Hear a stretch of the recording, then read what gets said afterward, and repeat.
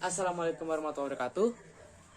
Saya dari kelompok 2, kelompok Al-Furqon, ingin mempresentasikan tentang Al-Kulliyati Al-Kamsah. Dan sebelum saya memulai materinya, saya ingin memperkenalkan diri dahulu anggota kelompok yang ada di kelompok 2 ini. Yang pertama ada Arif Menakin Nasution, yang kedua ada saya yaitu Isam Fanis Rafansyah, yang ketiga ada Muhammad Arif Ardiansyah, yang keempat ada Muhammad Fadil Triadi, yang kelima ada Musyafa dan Iswara Justin, yang keenam ada Novendra Farizi, yang ketujuh ada Novan Ardiansyah, yang ke-8 ada Zakaria Setiawan. Yuk mari kita mulai materi tentang Al-Kulliyatu Al-Kamsah ini. Nah, sebelum itu, apa kalian tahu apa itu Al-Kulliyatu Al-Kamsah? Al-Kulliyatu yaitu prinsip dasar, sedangkan Al-Kamsah itu ada 5.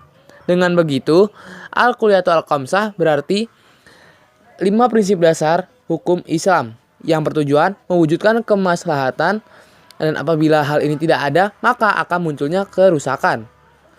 Al-Kulliyatu Al-Kamsah ini merupakan urutan untuk masing-masing prinsip dan setiap prinsipnya memiliki kedudukan yang lebih utama daripada prinsip yang lainnya. Urutan Al-Kulliyatu Al-Kamsah. Yang pertama ada Hifzu al-Din, Hifzu al-Nafs, Hifzu al-Akh, Hifzu al-Nas, Hifzu al-Mal. Untuk pembahasan pertama, di sini saya akan membahas mengenai Hifzu ad-Din atau menjaga agama. Berdasarkan rangkuman yang telah saya dapatkan dari beberapa anggota kelompok saya, agama merupakan pokok dari segala alasan kita manusia hidup di dunia ini. Menjaga agama harus lebih diprioritaskan, lebih diutamakan dibandingkan hal yang lain. Berdasarkan firman Allah pada surah Az-Zariyah ayat 56 yang berbunyi, "Wa ma khalaqatul jinna wal insa illa liya'budun." Dan aku tidak menciptakan jin dan manusia melainkan agar mereka beribadah kepadaku.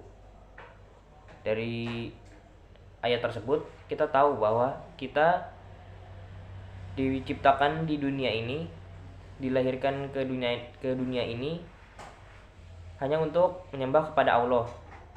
Tidak lain tidak bukan hanya kepada Allah, bukan kepada berhala atau sesuatu yang lain.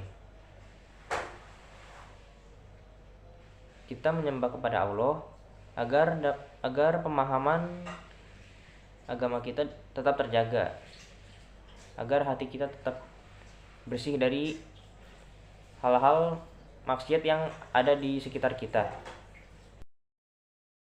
An-Nafas, menjaga jiwa. Islam melindungi hak hidup manusia, bahkan terhadap janin dalam perut seorang ibu. Seorang ibu hamil yang meninggalkan dunia sementara bayi masih ada di dalam perut, maka boleh dilakukan operasi bedah demi menyelamatkan nyawa bayi tersebut. Menjaga nyawa juga dijadikan alasan diberlakukannya hukum qisas terhadap setiap perbuatan pidana yang mencederai tubuh orang lain. Ini menjadi bukti bahwa nyawa jauh lebih penting dari yang lain, seperti merawat kesehatan badan dan rohani, pemenuhan kebutuhan dasar manusia, sebagaimana firman Allah Subhanahu wa taala dalam Quran surat Al-Maidah ayat 32. من أجل ذلك كتبنا على بني إسرائيل أنه من قتل نفسا بغير نفس أو فساد في الأرض فكأنما قتل الناس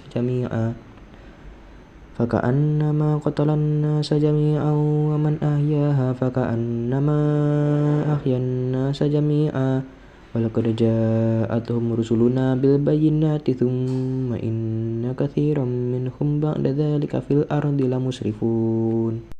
Artinya, oleh karena itu kami tetapkan suatu hukuman bagi Bani Israel bahwa barang siapa yang membunuh seseorang manusia bukan karena ia membunuh orang lain atau bukan karena membuat kerusakan di muka bumi, maka seakan-akan dia telah membunuh manusia seluruhnya. Dan barang siapa yang memelihara kehidupan seorang manusia, maka seolah-olah dia telah memelihara kehidupan manusia semuanya, dan sesungguhnya telah datang kepadanya mereka rasul-rasul kami dengan membawa keterangan-keterangan Yang jelas kemudian banyak di antara mereka sesudah itu sungguh-sungguh melampaui batas dalam berbuat kerusakan di muka bumi. Assalamualaikum warahmatullahi wabarakatuh. Saya di sini akan menjelaskan hifzu al-akal atau menjaga akal. Akallah yang membedakan antara manusia dengan hewan ataupun makhluk lainnya. Hifzu al-akal dilakukan dengan cara menjaga akal pikiran agar dapat berpikir. Akal juga harus dibekali oleh ilmu yang cukup, terutama ilmu agama, sekaligus menghindari hal-hal yang merusak data pikiran manusia, seperti rajin baca Al-Quran dan lainnya.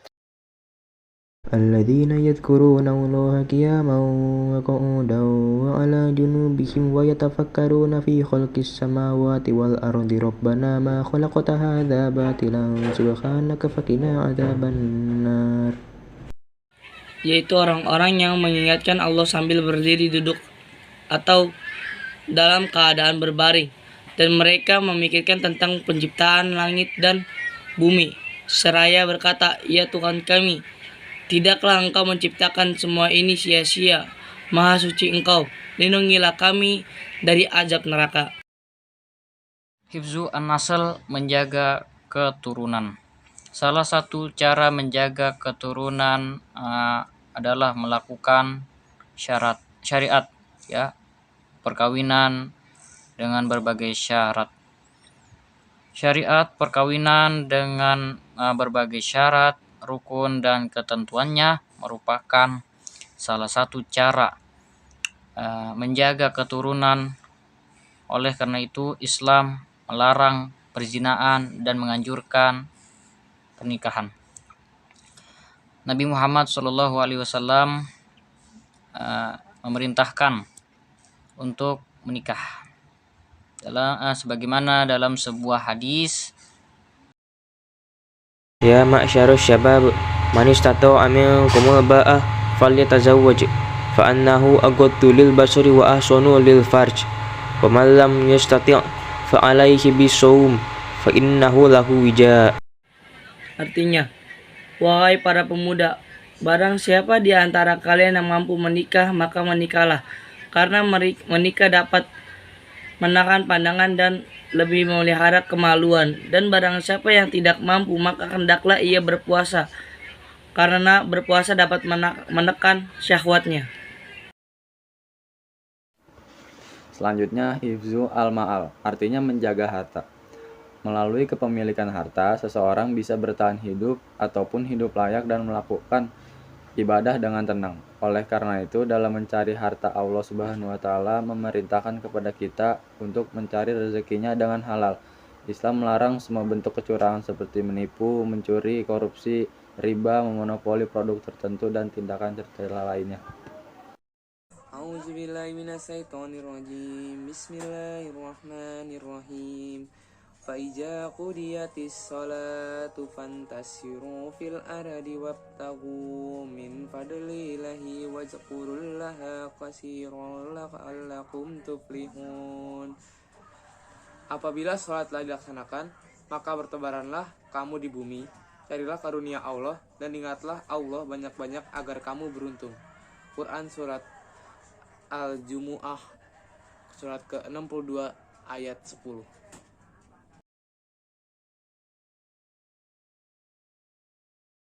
Dan gitulah materi yang bisa kami sampaikan.